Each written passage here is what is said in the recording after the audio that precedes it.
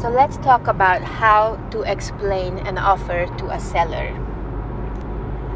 Obviously, if someone is selling the house for the very first time and you send them an offer, the only thing they will look at is the line on the purchase price. And sometimes it can look way more than what it actually is.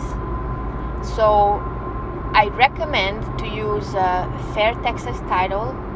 If you go to the website, if you're not registered with them, go to the fairtexastitle.com, click on Agent Resources, and register an account, because they have a very nice estimated net sheet for sellers, and you can create different scenarios. You can customize the commission. Sometimes we give them a break on the commission. You can also choose what kind of loan the buyer is coming with, or if it's a cash offer. And I would recommend to create several of these estimated net sheets depending on the offer price. If the offer is above asking, I would create one net sheet with the price that's above the asking price, and then I would do the same with the actual asking price, because sometimes the appraisal will meet the new price and sometimes it won't. And if you listed the house on the higher end of the range where you could find comps, I would even do an estimated net sheet for something lower, like $5,000 below the asking price, or $10,000. It's just at your discretion. You know how you priced it.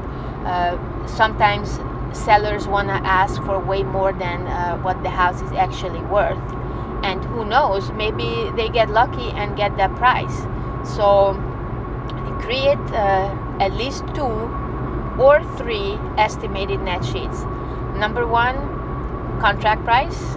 Number 2, asking price. And number 3, worst case scenario.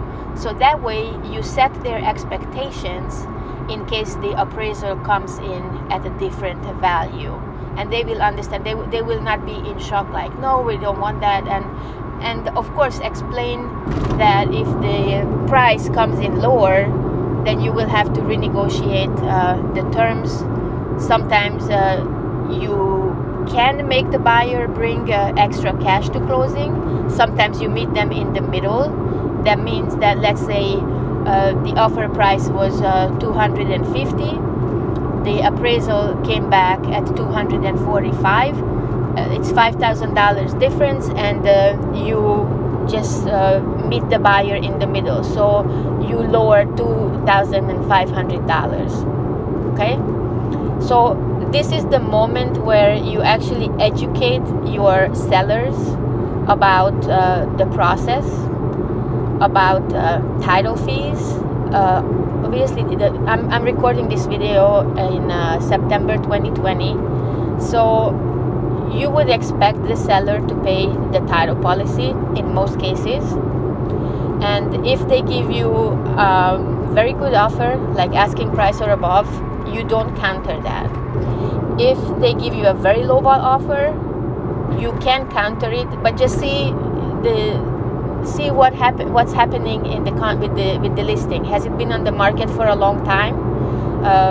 Is it a very special property that maybe just only a few people may be interested? So always be creative and put yourself in the buyer's shoes.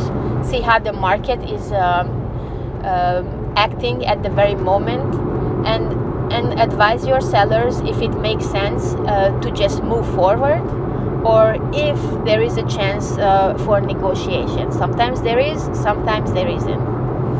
So again, the resource that I recommend is Fair Texas Title, and go to the website, click on Agent Resources, and register.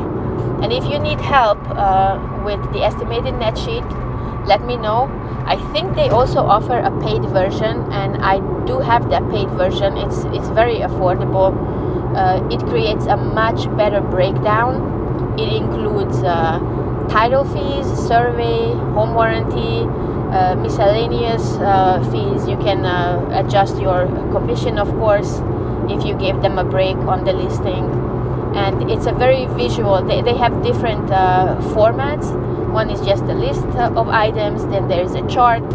So see which one is working better for you, and present it. It's very stylish and very easy to understand. You will look good in front of your sellers. Let me know if you guys have any questions.